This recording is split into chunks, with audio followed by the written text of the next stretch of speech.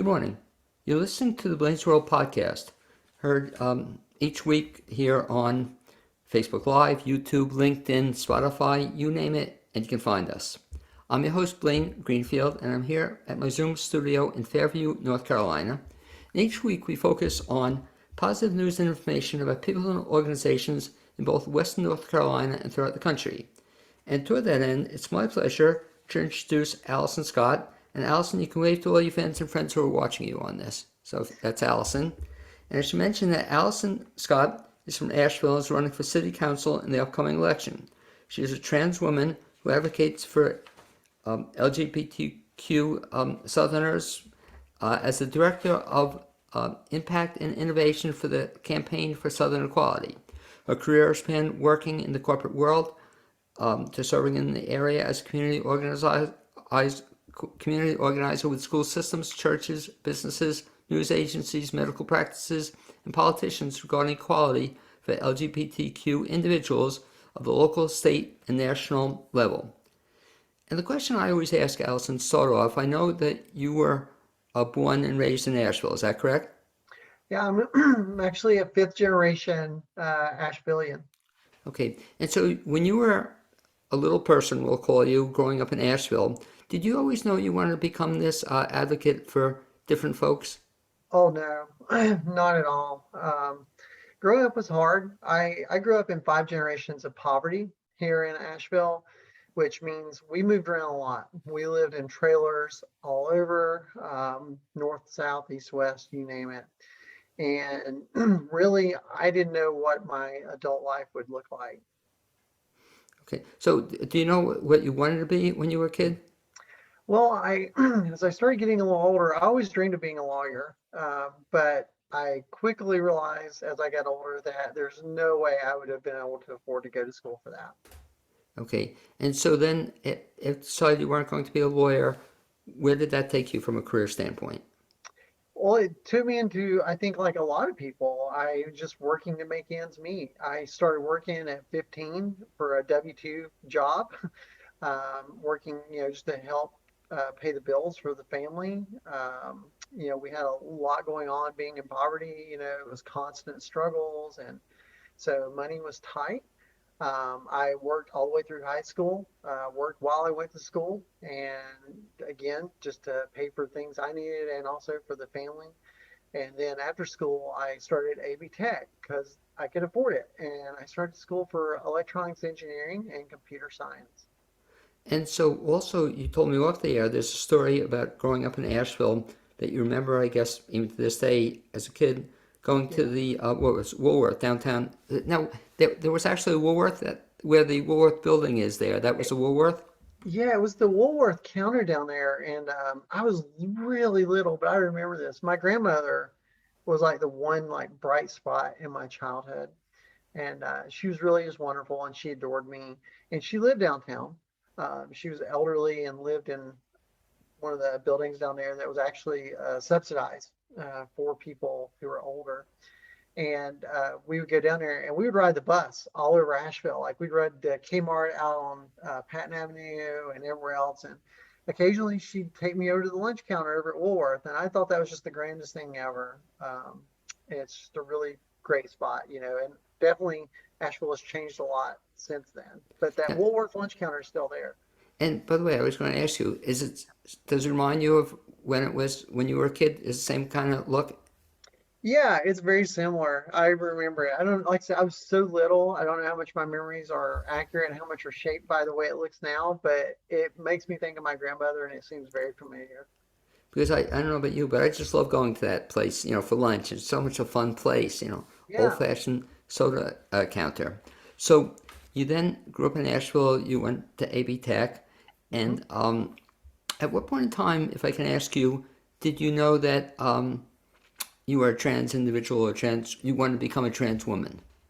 I was 4 or 5 when I started talking to my mom about, like not feeling like my gender was, I don't know how to describe it, but accurate for what everybody was calling me. It was going on at a very early age, and but it was difficult because my parents there wasn't a lot of language for it, and Right. so my parents didn't know how to handle it. And so it was a lot of it was just trying to tell me to be quiet, not to talk about things like that.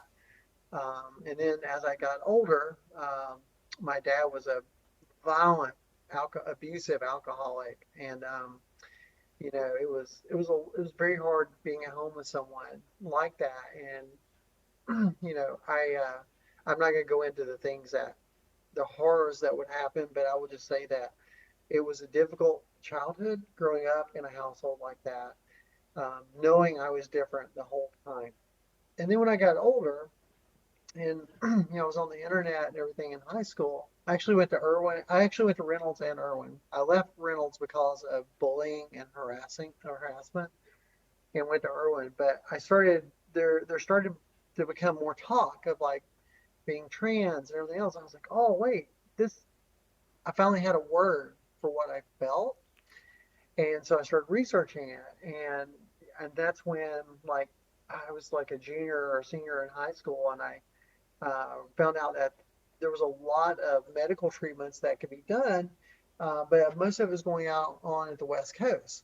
So I started plotting when I was a senior in high school. I was like, okay, I knew what I was going to do. I was going to stay here for 2 years. I was going to work and go to school so I could support myself and get an education. And then I was going to move to the West Coast and start medically transitioning. At least that was my plan. So I kind of had it all laid out, but it was not meant to be for a lot of reasons that we don't have to go into. But needless to say, I stayed here and worked and built a career working in the corporate world. And then about 6 years ago, I went to work at the Campaign for Southern Equality. And talk a little bit about that, Allison, because I don't know too much about it. What is the Campaign for Southern Equality? The Campaign for Southern Equality is a LGBTQ advocacy organization, and our motto is we work for the lived and legal equality of LGBTQ Southerners. Okay. And so, what are some of the things you do in that job? Yeah, my actually a lot of my corporate background experience has really come in handy. I am the director of impact and innovation, which doesn't exactly tell you what I do, but I really do a little bit of everything. There's a few programs I oversee, and I am directly involved in almost every program that we have in some way. One of the bigger things I've done is to revamp our grant making. When I came I'm going to say CSE because Campaign for Southern Equality is a mouthful. When Right. I came to CSE 6 years ago, our grant making, we would do about 75 to $80,000 a year, and it ended up being about 400-ish grants a year, which was pretty normal for a lot of nonprofits who do grant making. If you divide that out and do the math, that's a pretty normal scale and volume of grant making. But with my background in IT and systems, project management and budgets and you name it, I really felt like there was a lot of room for that. So I started working with, Jasmine, who was the ED, and started kind of planning out how we could do something radically different than any other nonprofit that is doing this kind of work. So I retooled it with a lot of help and work from my coworkers, and we relaunched it actually in 2019. It just happened to be right when the pandemic was getting ready to hit. So it actually worked out really well that we could do it in a really new way where we were moving money electronically to people directly. It used to be, like paper checks and everything, but we would do direct payments, and it really blew up. And so from the time I started managing it until now, we've done more grant making in the last 2.5 years than we've done in the previous entire history of the whole program. So Now, now it was really neat. is the program is situated in Asheville, or what area does it cover? Covers the entire southeast. Okay, so not just Asheville, but the Yeah, entire southeast. yeah, And what it seems to me, and a segue into what we're talking about also about city council, but boy, does that seem like the perfect job for you to gain the background that you're going to need to become as a city council member, you know. yeah. I really think that kind of experience matters because again, it's that merger of the corporate world. I managed projects and teams, and I knew how to lead people. I knew how to make sure things got done with clear deliverables and expectations, goals, and setting metrics so we can measure it. And then with advocacy work, I really learned, a lot of like on the ground experiences of how things happen in the real world and their impacts. And so when you get into some of the things we're experiencing here in Asheville, that kind of experience is incredibly relevant because we talk about the issues facing Asheville. So many of them have this really direct on the ground level of human need and what is actually going on. And then we have a lot of nonprofits who work with the city to help solve these problems. And a lot of those, the city funds. And so I think here it is, like this beautiful synergy of experience that I have literally done all the things those nonprofits are doing. And I have also done all the things that you would need to be able to make sure these programs are relevant and staying on track from a management perspective. And so here's a great way I could serve the people of Asheville is using those two experiences to make sure that we're actually getting somewhere. What made you want to get into politics? Very clearly, HB2. When HB2 passed, I had came out in my corporate job. I'd been out for a while and transitioned and everything on the job, and I had faced an amazing amount of discrimination and harassment that was not handled well from my employer's perspective. But I made it through because I'm resilient and I'm pretty tough. And so I made it through. And then HB2 hit. And it seemed like everything went backwards for me in my personal world. I'm like, it brought up this whole new level of harassment. It all started up again. And it just really intensified. And so I got mad. And when I get mad, I get to action. So I started trying immediately, like, what do we need to do to fight HB2? So I contacted groups and I started organizing and working with LGBTQ advocacy groups here in Asheville, but also across the state, and worked to, like seeing what we could do to fight it. And it became very clear to me that if you're not in the room actually voting on the issues, at best you can do is knock on the door and say, pretty please, will you help fix these really serious issues? And it doesn't matter if it's for LGBTQ issues or if it's for getting potholes fixed in our streets and making sure our water and infrastructure is functioning. The people, at the end of the day, the people in the room are the ones voting and deciding for what things happen and how it happens. And when I was experiencing this, trying to change these things over a year or two, I was like, you know what? I we need people in the room doing the right thing. And we had some great people. I mean, I liked Terry Van Dyne a lot, and she was actually in the government in our North Carolina legislatures at the time. Susan Fisher, wonderful. Eric Ager, wonderful. John Ager, I'm sorry, Eric's his son. So, John Ager was there, and they're great and they're wonderful allies. But actually having somebody in the room that it's directly impacting, I was like, that is our problem. So then I started looking and I'm like, oh my gosh, there are literally no trans people in the state of North Carolina who have ever been elected to a public office. We've had a few gay and lesbian individuals who have been elected, but never a transgender person. And so I was like, you know what? Somebody's got to go through the door first. And, I've done a lot of things. Why not this? have you gotten a lot of flack from it? I have. I've gotten some general death threats. I've two of those. I've received some harassment with people sending my address to me in messages with very veiled threats of harm. Um, yeah, and it's made it really hard. It's just one more barrier that I have to face that most of the others or none of the other candidates have to face. So while I'm campaigning and talking to voters and going to forums and working my full-time job and being a mom to my 12-year-old, I have to sit here and balance and do threat mitigation and threat assessment for the safety of me and my family. That's sad to hear because I was hoping that things would be getting better, but I guess as you said earlier, that somebody has to be the first one, and then Yeah. hopefully it'll be easier and better as we go forward from this. But it's still a problem. Yeah, I wish it wasn't. I really wish I didn't even have to talk about being trans or anything. Because I think it's like probably uh, the least important thing about me.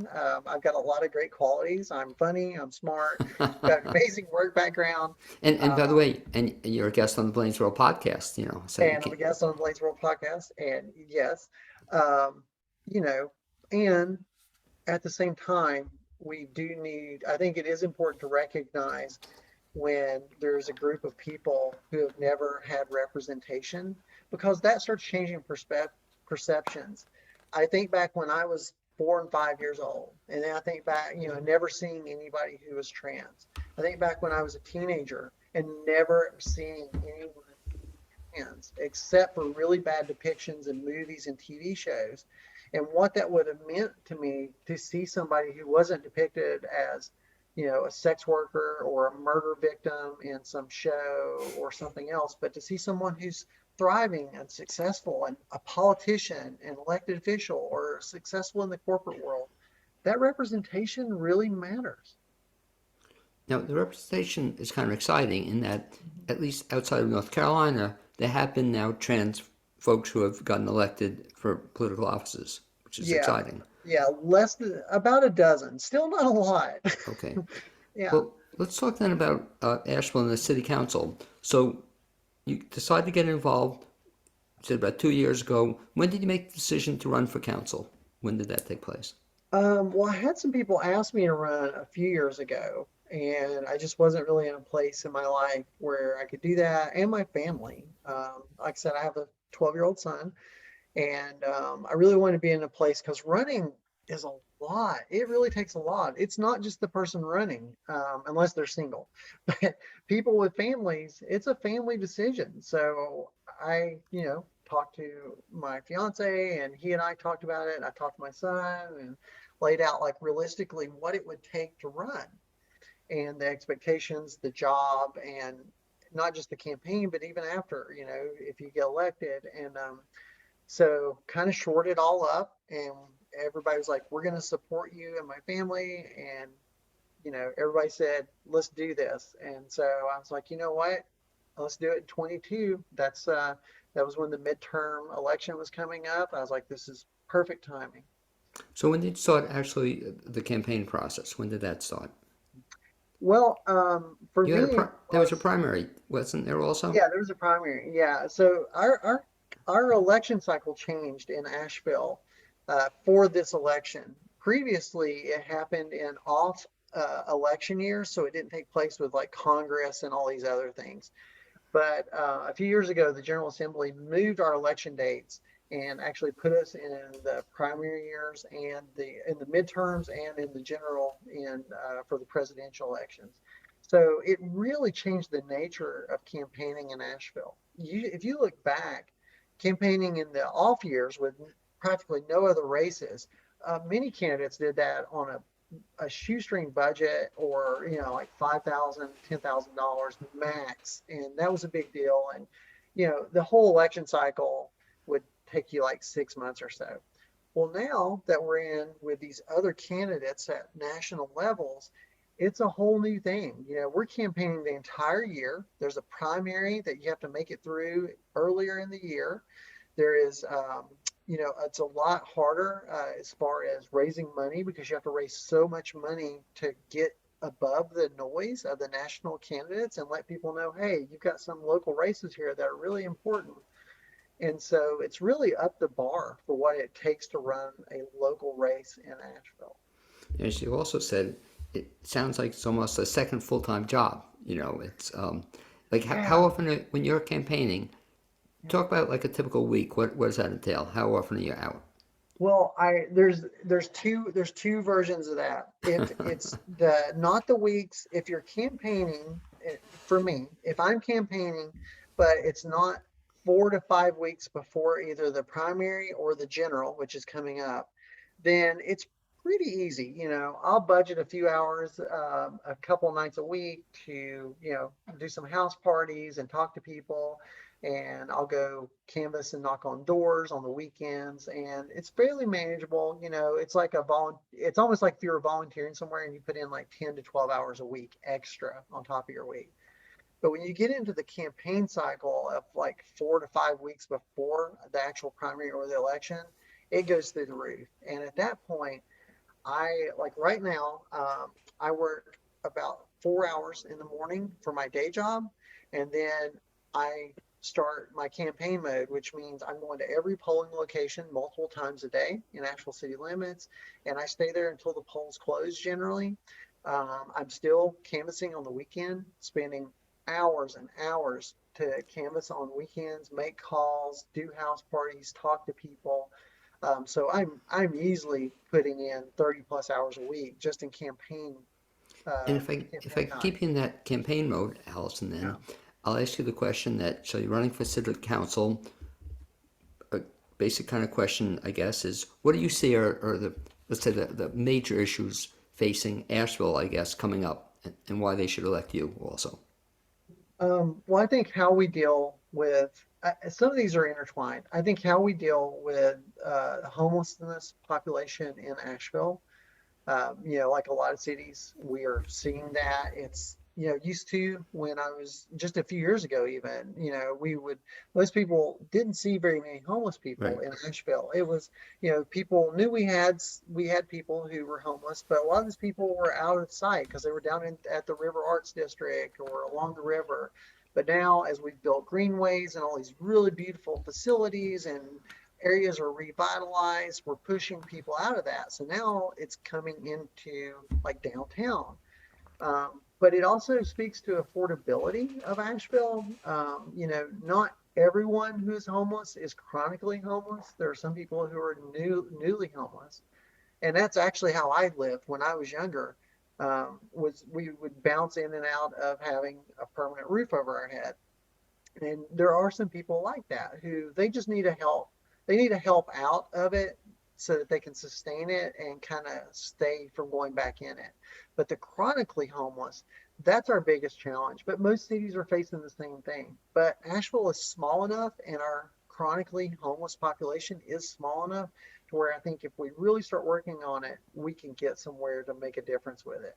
And then you get into affordability for all the people that work here, especially the service workers. Oh my gosh.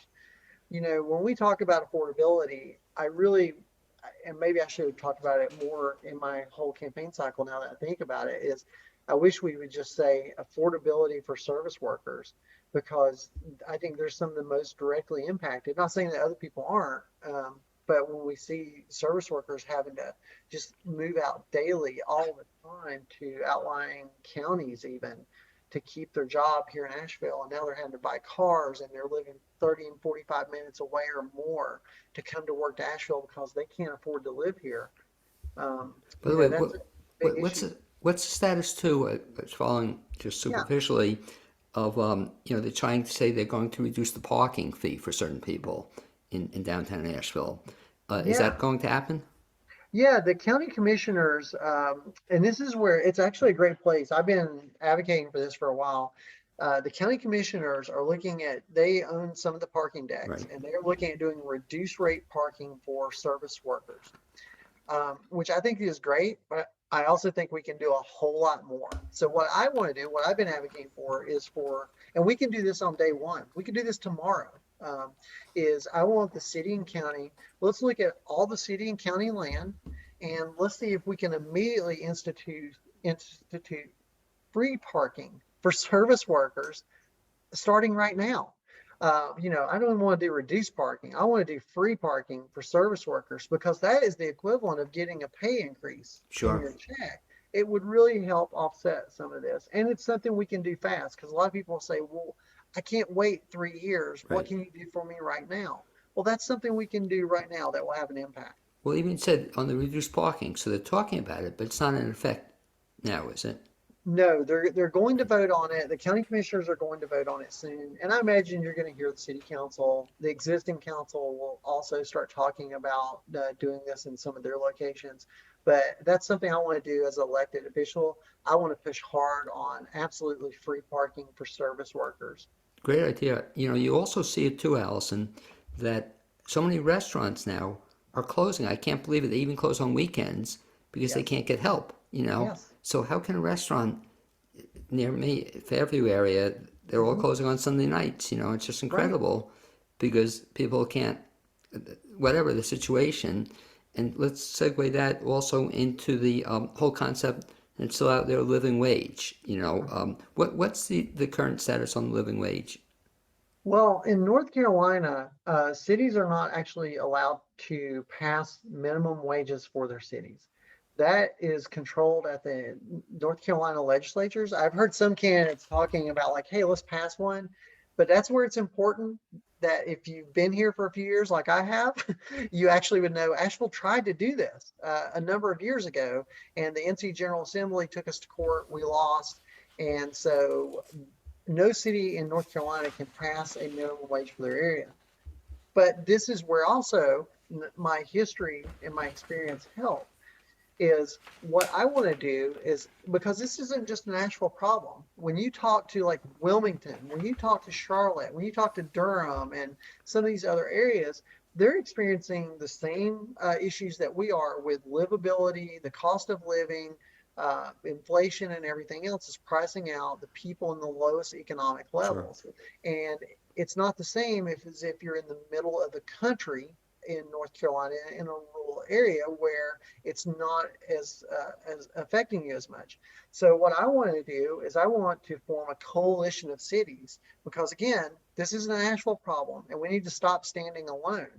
I want to get a whole bunch of cities to band together, go to the General Assembly and say, we need the authority to pass living wages for our areas because this is literally affecting our people. And if you just wanted to be cold about it, it's also affecting the bottom line of tourism, of small business owners, you name it. We need to be able to have people afford to live where they work.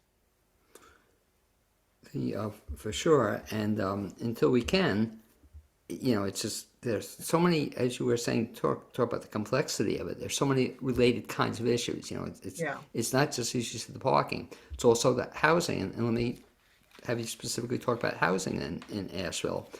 Yeah. How does that get addressed by council? Well, that's another thing that I'm really excited about because when we talk about housing, I think we need to again back up and look at the big picture. You know, if there was a silver bullet and an easy fix, we'd already fixed it. We wouldn't be talking. Right. So I think like most big items and big picture problems or big problems, we need to look at this as there's going to have to be a whole lot of tools that's going to fix this. So not just one, it's going to take many. So one of those is why I'm encouraging people to vote yes for the bonds. If you're Asheville City or Buncombe County, the bonds are on your ballot. If you vote yes for those, what they will do is actually a huge piece of it goes to building affordable housing. And I really like the idea of paying for a bond because if the only other option would be for us to raise Right. taxes. If you raise taxes, the money goes into the general fund, it gets diluted, and our problems don't necessarily get addressed. But with a bond, it's very specific. The limitations of the bond are very clear. It has to be spent for this. And then it also has an expiration date that will go away. So that will help to build like large scale apartments that will help create generationally affordable housing. And what I mean by that is housing that's owned by the local governments so that they can control the rent, they can control that it's for people in the lowest economic sectors, such as a lot of service workers. And that way they will have housing in the city and in an area that has transportation and everything else that they need. Now we need to address the other piece of that is not just for low income people. We need to address some of the problems that Asheville has had with urban renewal and taking, and I'm just going to say it, stealing land from the Black community to build urban renewal projects, and which are, it's not ancient history. Some of these happened in the 70s and 80s where we took black owned property around in the city and redesignated it and the people had to move off and we built garages and other things. And so that piece of it, I really am excited about the reparations committee. And I think that's probably going to be one of the things they recommend is that the city and county start giving land back. I don't know that it would be the same land, but it would be equivalent land or ideally even better land, which by that I mean like it's buildable and everything else and not wouldn't be a huge cost so that that land can go back to healing some of the harms that we've caused. Another problem Asheville faces, but again, as you pointed out, everybody faces it. But it seems, Allison, there's another issue of the whole NIMBY concept. In other words, that like, what was the one concept I thought was such a great idea? A hotel was going to be taken over, and it was going to be for low-income housing. Mhm. And did that go through, or there It did was go through. It was Ramada Inn. so it is going through? Well, okay. So here's a quick history on it. It's Ramada Inn over at the Oakley Plaza Right. Shopping Center on the way out to Fairview. And it was the old Ramada Inn there. And the city contracted to have to create a low barrier shelter. Now, there is some there I know there's a lot of feelings about that shelter. And I want to say that I think a lot of mistakes were made by our current, our current people overseeing the project because um, the low barrier shelter that was going in was actually going to go in while there were current guests there, which is a terrible idea. You Right. can't have Right. people staying in a hotel that's being used for low barrier shelters. Um, so that kind of ruined the image for a lot of people. And when I'm out talking to people, I hear a lot of people who are saying, I just don't want another Ramada Inn. And by that, they're not necessarily meaning a low barrier shelter. They just don't want a low barrier shelter to come in that's going to create drug needles and crime in their neighborhood, which it legitimately did cause problems for people living next door to it because we didn't do a great job of managing it. We needed a lot more support on the ground on day one with mental health and substance abuse and just making sure that, that it wasn't spilling out into the surrounding neighborhoods. So going forward, now the Ramada Inn is totally owned by the city and it's going to be operated by a company out of California called Shangri-La, which does a lot of these low barrier shelters in California. And I think there's going to be a lot of differences in it. But we also need to create some other types of low barrier shelters. And there's one that's going to go in on Tunnel Road that's being operated by Homeward Bound. That one I'm really excited about because Homeward Bound, I think it really helps to have people who are local that really understand, the issues and they're living in the town where they're trying to fix the problem. I think it makes a difference to have that kind of investment. And I know the people at Homeward Bound and some of these others are working really hard to make that successful. When will these come into fruition? Well, some of those are going to start coming online within the next 100 days. Okay, great. We're going to start we'll see our general supply rooms increase by over 100 units within 100 days. Yeah. One of the things listening to you, Allison, makes me Yeah. grateful for the fact that you're going to be the one facing these problems, not me. But I mean, it's just, just listening to you, and I'm so impressed, but there are a lot of problems out there. It'd be like if you could just wave a magic wand and take care of everything at one time. But there are, I won't even go into another 47 problems we could talk about. But let me ask you this, Allison, a couple of questions. So, in terms of voting, so early voting is underway. People can now vote for city council. The people who vote for city council, people live in Asheville, and then, right, they have to live in Yes, Asheville Asheville proper? city limits, and it's at large. So no matter where you live in the city limits, you're voting for all the council. You're voting for three of the council members. Okay, and how many are running? There are six now who made it through the primary, and the top three vote getters get the three seats. Okay, and so they can start voting as we speak now through day before election, or how long can you vote in early voting? It's through October 30th, the day before Halloween.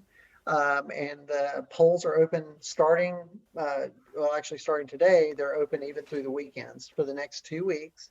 And then October 30th will be the last day. And then that week they will be closed until the general on November 5th.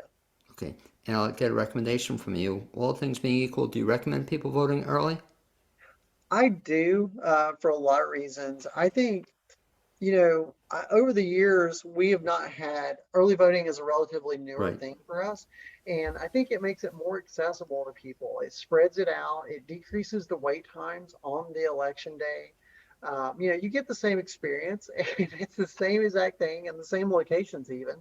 But yeah, it really helps kind of like break it up because you look in Asheville City, and if just the city limits, you're talking, we have 95,000 people, 40,000 of which are eligible to vote and everything else. It's hard to get 40,000 people crammed in 10 locations in one 12-hour day. But if you divide that up, it makes it easier. And so now you can go in and basically have a wait-free uh, time and go in and just go in and vote and then leave. So you can do it on your lunch, you can do it after work, or if you have 30 extra minutes in the middle of your day sometime, if you're remote working or something, you run down to the polls and vote. Are you seeing a lot of interest in this election? Yeah, there's definitely been a lot. I think what I'm hearing from people is, people are more engaged now. People are more knowledgeable on the issues, which is wonderful. We need that. People need to be knowledgeable on the issues. And people, I think, are really concerned about who we have to give us effective leadership and results. And if people want to find out more about Allison Scott, what's the best bet aside from listening to this podcast? Yeah, that's what I was going to say. I was like, well, listen to the Blaine show. Uh, go to Allison for Asheville, and that's two L's, Allison, AllisonforAsheville.com. And is that FOR or 4? FOR. Okay, Allison for Asheville.com. They can find out information about your your positions, all that good stuff, Yeah, I've got a lot of policy positions laid out on there because these are big problems and they right? require a lot of solutions. And also, I assume if they are interested in making a contribution, they could find out information there as well. Absolutely. You can donate right from my link. And what would be especially helpful right now is if you want to volunteer, because volunteering for local elections and local candidates is incredibly important. And what that volunteering would look like would be maybe working a couple hours at a poll, just being a greeter and handing out information, or working on election day, handing out the same information. Or I'm still canvassing, I'm still knocking on doors, and I will be all the way up until election day.